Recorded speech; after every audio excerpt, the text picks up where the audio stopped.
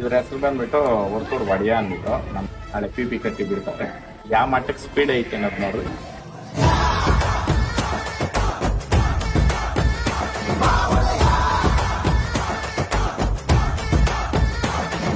ಸಿಡಿಲಿಬನು ದಾರಿ ಬಿಡಿ, ಹುಡುಗಿಬನು ನೀ ದೂರ ನಡಿ, ಭಯವಾದ್ರೆ ಊರು ಬಿಡಿ, ಬಂದಿದೆ ಬೆಂಕಿ ಗಿಳಿ.